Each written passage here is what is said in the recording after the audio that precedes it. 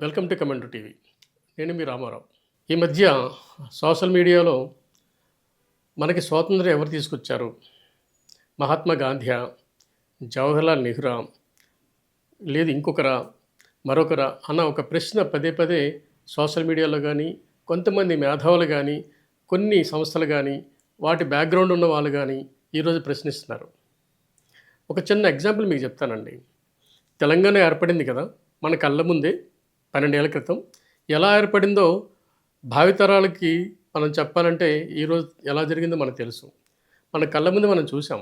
మన కళ్ళ ముందు అందులో మనం కొంతమంది పార్టిసిపేట్ చేశాం.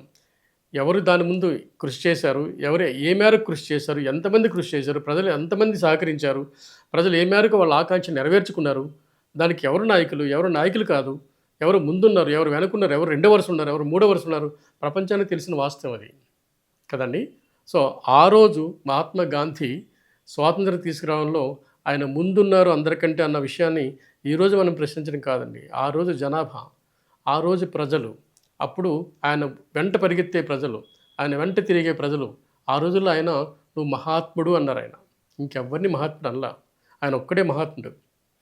ప్రపంచంలో ఏ మూలైనా ఒక టపాలో మహాత్ముడు అని ఒక డబ్బాలో ఒక కార్డు, పోస్ట్ కార్డు వేస్తే అది ఇండియాలో ఆయన చేతికి వచ్చేది. అలాంటి మహాత్ముడు మహాత్మా గాంధీ, ఆయన వెనక ఎంతమంది లేరు? ఒక్కరా, ఇద్దరా, ముగ్గురా, నలుగురా? ప్రపంచంలో ఉన్న ఈరోజు అనేక దేశాలు అతని స్వతంత్ర పూర్తితో అతను ఇన్స్పైర్ అయ్యి స్వతంత్రం పొందాయి చాలా దేశాలు. అట్లాంటి ఆయన భారతదేశాన్ని స్వతంత్రం తీసుకురాలేదు అన్న ఒక వాదన ఏదైతే ఉందో ఈ మధ్య కొత్తగా వస్తుంది, ఇది చాలా చాలా తప్పు. మహాత్ముడిని గౌరవిద్దాం, కాకపోతే ఆయన ఒక్కరి వల్ల ఏమీ రాలేదండి. ఆయన ముందున్నారంతే, ఒక నాయకుడు ఉన్నారంతే. ఎంత పెద్ద సొసైటీ తన చుట్టుంది, ఎంతమంది ప్రజలు, మహిళలు ఆయన అడిగితే ఆస్తులు ఇచ్చేశారండి. ఆయన అడిగితే మొత్తం తమకు తాముగా ఆయన ఉద్యమాలతో తిరుగుతూ ఇల్లు కూడా మర్చిపోయారండి. ఇలాంటి వాళ్ళు ఎంతో ముందున్నారు. వాళ్ళందరితో పాటు ఆయన స్వతంత్రం తీసుకొచ్చే ప్రతి ఒక్కరు కూడా ఆ రోజు ప్రతి ఒక్కరూ అర్హులే. మన భారతదేశాన్ని స్వతంత్రం తీసుకొచ్చింది. సో ఈరోజు మనం ప్రశ్నించొద్దండి ఎవరిని కూడా. అవన్నీ నిక్షిప్తమైన గ్రంథాలు. ఒక కాంగ్రెస్ పార్టీయా, మరొక పార్టీ అని కాదండి. భగత్ సింగ్ కావచ్చు, అలాగే మీకు జవహర్లాల్ నెహ్రూ కావచ్చు, సుభాష్ చంద్రబోస్ కావచ్చు, ప్రతి ఒక్కరూ తమ పాత్రలో వాళ్ళు నిర్వహించారు. ప్రతి ఒక్కరూ తమ పాత్రని అకుంఠ దీక్షతో, అంకిత భావంతో నిర్వహించారు. ప్రతి ఒక్కరూ మహానుభావులే. ప్రతి ఒక్కరి చేయి కూడా దీంట్లో ఉందండి. మీకు ఒక విషయం తెలుసా? సుభాష్ చంద్రబోస్ ఆయన ఆజాద్ హింద్ ఫౌజ్ని పెట్టిన తర్వాత, అంటే బ్రిటిష్ వాళ్ళ మీద యుద్ధం చేసే తప్ప, ఆయుధపరమైన యుద్ధం చేసే తప్ప స్వాతంత్రం సిద్ధించలేదు, స్వాతంత్రం రాదు అని ఆయన ఆలోచించిన తర్వాత, సో అనేక మంది అప్పుడు మహాత్మా గాంధీని సంప్రదించారు. మీరు కూడా ఒక వాయిస్ చెప్పండి, మీరు ఎస్ అంటే మేము బ్రిటిష్ వాళ్ళని అరికడతాము అని చాలామంది ఆయన కూడా ఉసుగొలిపారు. ఆయన దానికి, అంటే సుభాష్ చంద్రబోస్ ఆ రకంగా స్వతంత్రం తీసుకురావాలన్న ఆయన కోరికని ఆయన మన్నించాల. లేదు, మేము అహింస ద్వారానే, నిరసన ద్వారానే, శాంతియుతంగానే మేము సాధించి మా స్వాతంత్రాన్ని సాధిస్తామని ఆయన నిరాఘటంగా, నిర్మోహమాటంగా వాళ్ళు చెప్పారు.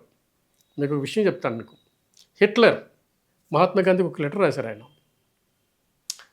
మీరు ఎస్ అంటే మీ దేశం మీదకి మేము వస్తాం, బ్రిటిష్ వాళ్ళని తరుముతాం, మీకు స్వాతంత్రం ఇస్తాం అని ఆయన ఒక లెటర్ రాశారు. ఆయన దానికి మహాత్మా గాంధీ ఏమన్నారో తెలుసండి? ఒక ప్రజాస్వామ్యవాది మమ్మల్ని పరిపాలిస్తున్నాడు ఈరోజు, అంటే బ్రిటిషర్స్, అక్కడ డెమోక్రసీ ఉంది. ఆయన ప్లేస్లో రేపు ఒక నియంత మా దగ్గరికి వస్తే అది మేము సహించలేము. ఆయన దగ్గరనే, ఆయన ఆధిపత్యాన్నే ఉంటాం మేము, కానీ ఒక నియంత ఆధిపత్యంలో మేము ఉండలేము. మీ సహకారానికి ధన్యవాదాలు, కానీ మీకు మేము సహకరించలేము అని ఆయనకి ప్రత్యుత్తరం ఇచ్చాడు ఆయన. That is Mahatma Gandhi. Okay, స్వతంత్రం కొంచెం లేటుగా రావచ్చు కాక, కానీ అవతల ఉన్న ప్రపంచాన్ని గడగడలాడించే శక్తియుక్తున్న బ్రిటిష్తో పోరాడాలంటే అప్పటికి ఎంతమంది ప్రాణాలు కోల్పోలేదండి, ఎంతమంది మహిళలు అసూలు బాసలేదు, ఎంతమంది యూత్ అంతరించిపోలేదు. అట్లాంటి వాళ్ళని ఎదుర్కోవాలంటే ఇదే సరైన ఆయుధం అని మహాత్మా గాంధీ నమ్మారు, నిరూపించారు, స్వాతంత్రాన్ని సాధించారు. మనం ఎప్పటికీ కూడా ఆయన మనకి జాతిపితే. మరొక 100 ఏళ్ళకు కూడా ఆయనే మన జాతిపిత. Thank you.